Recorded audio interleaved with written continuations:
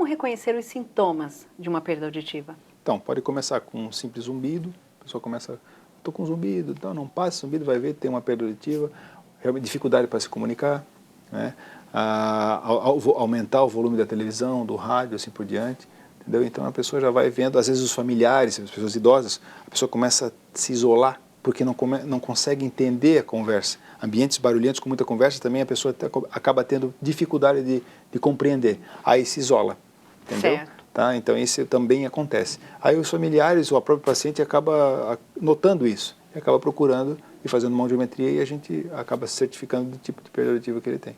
E um outro dado muito importante, inclusive, da Associação Brasileira de Otorrinolaringologia, aponta que as pessoas demoram cerca de 7 anos para procurar um especialista após perceberem algum dano à audição. Isso ainda é muito comum, doutor Andy?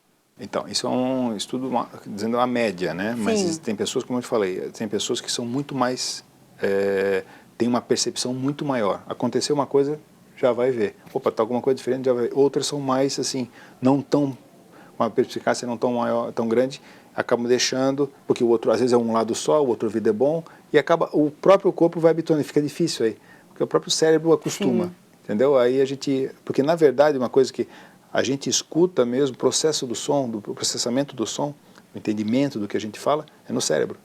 Sim, Então, eu ia até comentar isso, porque tem pessoas, por exemplo, especialmente aquelas que usam óculos, eu já escutei muito isso, né?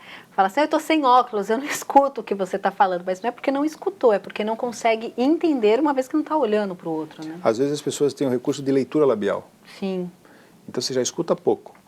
O nosso cérebro é fantástico por isso, né? Porque ele tem vários subterfúgios, várias vias colaterais para poder fazer com que a gente se comunique, para que a gente viva no nosso mundo. Então, a minha visão é importantíssima, a audição, às vezes, é o jeito de uma pessoa falar. Então, tudo isso o nosso cérebro capta e ajuda na nossa comunicação.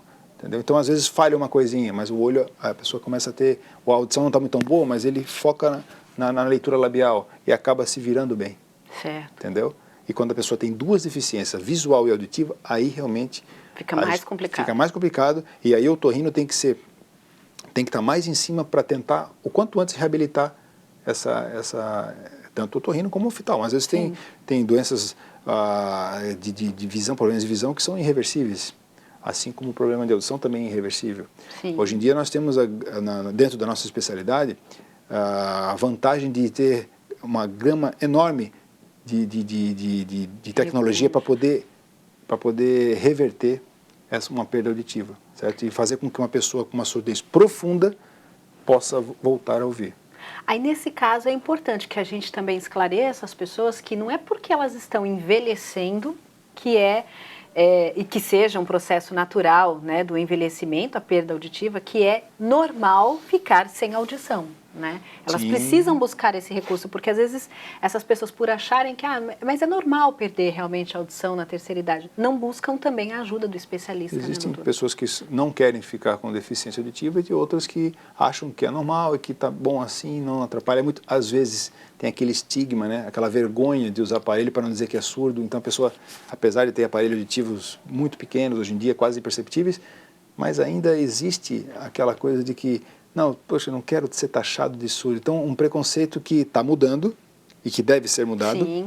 porque isso ajuda muito. Porque é qualidade de vida, qualidade né, de vida. doutor? A pessoa, como eu te falei, a pessoa pode entrar em depressão. Sim. Vai se isolando a família, dos amigos, tudo, porque não consegue mais acompanhar a conversa, entendeu? E aí um alerta para quem é também, para os familiares, né, para quem é cuidador dessa pessoa que é idosa, porque quando percebe que ela não está ouvindo, que ela já não está mais prestando tanta atenção, ou fazendo parte ali do convívio familiar, das conversas, é importante buscar esse recurso para dar qualidade de vida a essa pessoa, porque como o senhor falava, às vezes a pessoa tem até vergonha de admitir para a família que já não está ouvindo mais, e aí responde qualquer coisa, ou começa a se isolar das outras pessoas, né? Sim, hoje em dia é tão fácil, e o aparelho proporciona, os aparelhos auditivos, tanto os convencionais como os implantáveis, implantes cocleares, tudo, eles têm uma gama de tecnologia embarcada neles, que a interatividade é muito... Por exemplo, se eu uso um tipo de aparelho auditivo, você toca o meu telefone, eu aperto um botão no meu controle do aparelho, eu atendo o telefone sem pegar o telefone celular. Eu atendo Sim. pelo aparelho.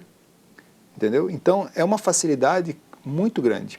Tem várias outras coisas. Para as crianças, os pais podem monitorar a audição das crianças com o aparelhozinho deles. Então, tem um monte de coisa. Tá certo. Bom, a gente vai trazer aqui também a dúvida da Samanta Pereira, de São Gonçalo, no Rio de Janeiro. O que é considerado uso indevido da audição? Existe tolerância quanto à exposição a barulho muito alto? Ficar muito tempo, 10 a 15 minutos, exposto ao som muito alto, né, no caso, pode causar dano à audição? Dependendo do som, se for um som violento muito alto, realmente ele, de uma forma abrupta, pode causar uma perda definitiva.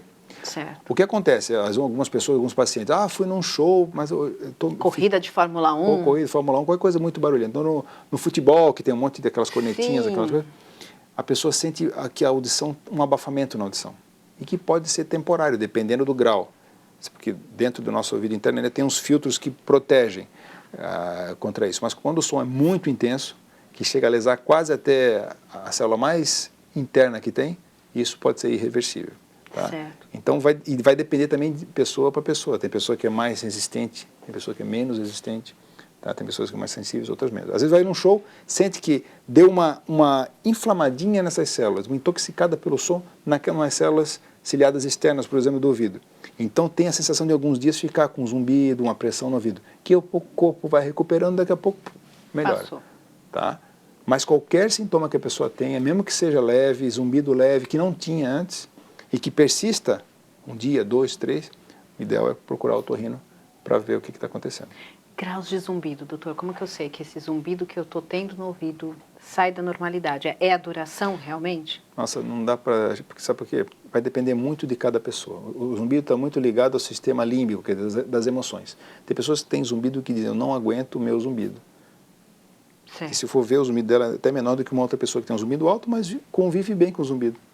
Certo. Eu ligo um radinho para dormir, eu ligo uma televisão para dormir, eu não ligo para o meu zumbido. Tem pessoas que ficam extremamente incomodadas, entram em quadro depressivo, é até perigoso até, porque a pessoa tem ideias assim muito ruins dentro da cabeça devido ao zumbido intenso. Tá? Então, vai depender de pessoa para pessoa. Tem pessoas que lidam bem com isso, outras não. Tá? E o zumbido ele é muito comum, muito comum. A gente vê isso todos os dias, paciente, pelo menos uns 10 pacientes com zumbido, no mínimo. Todos os dias. E no caso do que a Samanta perguntou, por exemplo, depois de a gente ficar lá exposto a 10, 15 minutos de um barulho intenso, quando a gente entra, por exemplo, sei lá, no quarto, ou chega em casa, ou no início da noite, em que geralmente o som já vai diminuindo muito mais, é aquele momento do silêncio que a gente percebe esse zumbido? Sim.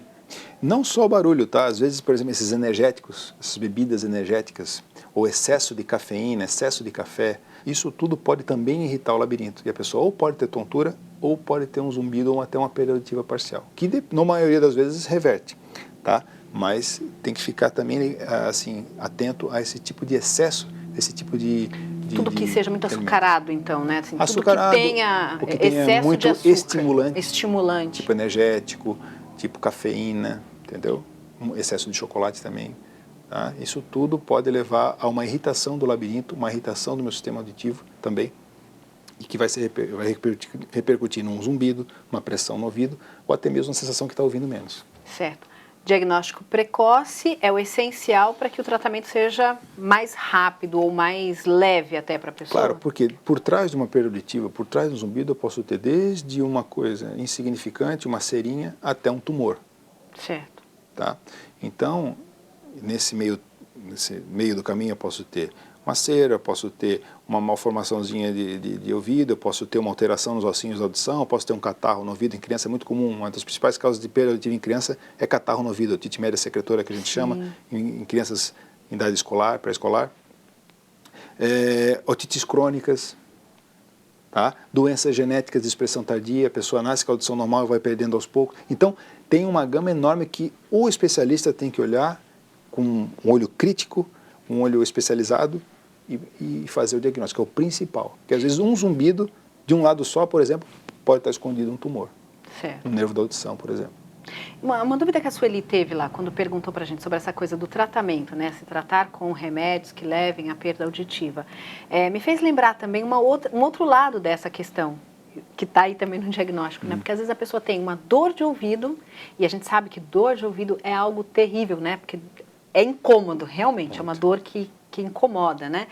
e às vezes usa remédios caseiros ou aquele jeito de tratar que a mãe, que a avó tinham e tal, colocando muitas vezes alguns produtos que não são indicados, que não são remédios. Primeiro, o problema da automedicação e depois essa outra questão de coisas que nem são remédios no tratamento de uma dor de ouvido. Isso é perigoso, né, doutor? E pode levar também à perda? Sim, a gente nunca se deve pingar nada no ouvido sem saber o que... Então, o profissional tem que ser especializado no assunto para poder dizer, olha, você pode pingar isso ou aquilo e ver o que está acontecendo. Às vezes uma dor de ouvido pode não ser do ouvido. Um exemplo muito comum pode ser de uma disfunção da articulação da mandíbula aqui. Certo. Pode dar uma dor irradiada para o ouvido. Então, o especialista tem que ver, olha, não, teu ouvido tem isso, ou dizer, olha, não tem nada no teu ouvido, você tem outro problema que tem que ser investigado. Claro que a maioria das vezes tem problema no ouvido, tá, eu estou chegando aos extremos, entendeu? Então, o especialista, o otorrino, ele tem que avaliar, tem que ver, olha, você tem isso, você tem uma otite externa, você tem uma otite média, você tem um tumorzinho no ouvido. Nessa última parte desse nosso bate-papo, doutor Andy, eu queria que o senhor falasse sobre os avanços que hoje a medicina traz para a gente tratar os problemas auditivos, especialmente a perda auditiva. Sim, tem as possibilidades, são inúmeras, né? Até desde os aparelhos convencionais auditivos, que podem ser intracanais, retroauriculares e assim por diante, que são, cada vez estão se modernizando mais, uma potência maior, um bem-estar maior para o paciente, um aumento da qualidade de vida, a capacidade de poder fazer uma interatividade melhor com o ambiente. Né? O senhor até comentava que pessoas que já sejam acometidas pela perda auditiva profunda, muitas vezes têm também essa audição recuperada hoje? Sim, hoje em dia a gente tem alguns exemplos de perdas que pode acontecer. A criança pode nascer surda, totalmente surda, e aí sim um profissional otorrino ele tem que estar, não só otorrino, como pediatra, como neuropediatra, uma fono, né? Toda a equipe já ficar bem atenta, porque essa criança, se for reabilitada até os 2 anos de idade, ela com 3, 4 anos vai estar praticamente ouvindo como uma criança normal. Certo. Tá? Agora, se isso demorar, se eu passar 3, 4, 5, 6 anos de privação auditiva, quer dizer, o meu sistema periférico da audição, que é o ouvido aqui, não levar informação para o meu cérebro, isso levar anos para acontecer, essa privação, anos, então, por exemplo, uma pessoa com 10 anos, 20 anos de idade, que nasceu surda, aí as possibilidades para reabilitar diminuem muito. Então, a importância de se fazer, a gente tem um serviço que a gente trabalha com isso todos os dias, de fazer diagnósticos e reabilitar crianças, adultos, idosos e tudo mais. Então, a gente vê muito nas crianças, os pais hoje em dia estão muito mais atentos. Às vezes a criança está com 1 ano e pouquinho, não fala, doutor. Entendeu? Já vem falando. É um sinal. Antigamente tinham 3, 4, 5 anos, a pessoa, opa. Hoje em dia eles estão muito mais ligados, muito mais antenados a isso, entendeu? Então a gente fica, realmente, é um trabalho em equipe. A equipe médica, os pais, então tudo isso está... Por quê? Porque é muita propaganda, muita informação a respeito disso, né? Certo. Então a possibilidade de poder reabilitar uma pessoa totalmente surda existe, e os resultados são muito bons, tanto seja ela criança, seja ela adulto ou idoso, que às vezes aquele adulto que usa aparelho auditivo, vai perdendo a audição, perdendo o aparelho, não tem mais como, o aparelho convencional não tem mais como dar alguma coisa em troca em relação a ganho auditivo, existe a possibilidade de a gente fazer uma cirurgia e colocar um ouvido biônico, um implante coclear nesse paciente. Claro que quando bem indicado, bem examinado e bem definido, bem definido. Aí os resultados são melhores. E quando que a gente vai tratar a perda auditiva com medicamentos, doutor? É possível, existe isso? Medicamento é usado para perda auditiva? Sim, usado. Um exemplo, uma pessoa que teve uma surdez súbita, teve um surto aí grande de cachumba aqui em São Paulo, ou outro tipo de virose qualquer que pode acometer o nervo auditivo, a pessoa pode ter uma surdez súbita, repentina. Né? Então se usa anti-inflamatórios específicos, remédios específicos para poder tentar reverter isso aí. Tá? Pessoas que têm infecções agudas, catarro no ouvido, também pode ser usado tratamento clínico medicamentoso para poder melhorar a situação do ouvido. Aí existem casos que a surdez pode ser tratada com cirurgia, então uma infecção crônica catarro no ouvido, posso fazer uma cirurgia para tirar esse catarro, eu posso fazer uma cirurgia para reconstruir a audição desse paciente, entendeu? Como um paciente que tem um ossinho do ouvido quebrado ou calcificado, como no caso da autoesclerose. Então, as possibilidades também cirúrgicas são enormes. Certo. E tem aqueles casos que não têm indicação disso, não tem indicação de aparelho, não escutam nada, e nos últimos 20 anos, aí, 10 a 20 anos, a tecnologia tem avançado tanto que o resultado com as cirurgias do ouvido biônico, do implante coclear, são realmente fantásticas, muito boas. Trazem ótimos resultados. Então, um exemplo que eu te dou, um paciente meu, que realmente, esse é um caso verídico, ficou internado na UTI, tomou remédios tóxicos pro ouvido, aminoglicosídeos, ficou totalmente surdo dos 2 ouvidos, certo? Não conseguia usar aparelho, nada, totalmente surdo, entrou em depressão. Isso acontece, fez a cirurgia, colocou o implante coclear, esse paciente tem a vida praticamente normal, certo? Por quê? Porque a atuação foi rápida. Mesma coisa uma criança. A gente tem que fazer de tudo, e não é fácil fazer o diagnóstico de uma criança. A criança não consegue interagir, não consegue dizer. Então tem exames que a gente vai fazendo, tateando, um monte de, assim, um pool de exames para poder chegar numa conclusão. Certo. Tá? Que às vezes não é fácil. E aí, por quê? Porque a abordagem às vezes tem que ser rápida. Porque depois a gente pode perder um tempo precioso e não conseguir mais reverter. Adultos que tenham essa perda súbita da audição, eles conseguem, com esses tratamentos hoje, doutor, voltar a ouvir? Sim. Se for uma perda muito profunda, o prognóstico não é muito bom. Certo. Tá? Aí a gente tem que depois, provavelmente esse paciente vai ter que usar um aparelho auditivo ou até mesmo evoluir para um aparelho, um implante coclear ou uma prótese implantada no osso, que a gente chama de implantes osteoancorados, que também são uma corrente aí de reabilitação e tecnologia para reabilitar também muito boa. Agora, é possível a pessoa ter, por exemplo, uma dificuldade de entendimento, ou é que eu ia falar uma perda auditiva, né? Mas assim, não conseguir ouvir direito sem ter tido, de fato, uma perda auditiva? Excelente pergunta, existem sim. Aí a dificuldade, a complexidade, porque muita gente pensa, não estou ouvindo, é só problema do ouvido. Não, às vezes é problema das vias auditivas centrais. E que a audiometria não é um exame bom para ver. Às vezes está tudo normal na audiometria e você tem, realmente, a pessoa tem a dificuldade de entender. Por quê? Porque tem uma alteração do processamento auditivo central. Aí tem que fazer exames específicos para comprovar isso. E comprovado isso, tem que fazer terapia. Aí a fonoaudióloga vem, faz um treinamento para ele poder entender melhor. Certo. Entendeu? Isso é um exemplo que eu estou dando. Alguns casos não têm recuperação, outros têm recuperação, mas existe essa possibilidade. Ou de uma neuropatia... seriam indicados também nesse caso, doutor? Aí pouco ajudaria, se tiver limiar, porque o aparelho ajuda quando o limiar é normal. Quando o limiar auditivo está abaixo do normal. Quando ele está normal e a pessoa tem dificuldade de entender, ele deve estar com o processamento auditivo central alterado. E aí a gente tem que partir para outro lado. Acho que a partir do momento que a pessoa acaba tendo os sintomas um pouquinho mais assim, explícitos, né? Um zumbido maior, ou então realmente tem uma diagnóstico de uma perda auditiva, eu acho que aí sim o controle anual é fundamental. Algumas doenças até peço para o paciente fazer a audiometria no começo para a gente ver como é que semestrais, entendeu? Tá? Quando a gente tem o problema propriamente diagnosticado, né? Tá certo. Bom, doutor Endi, foi um prazer recebê-lo aqui no programa Viver é Melhor, trazendo esses esclarecimentos tão importantes à nossa audiência. Eu espero que tenha sido bem proveitoso para todos.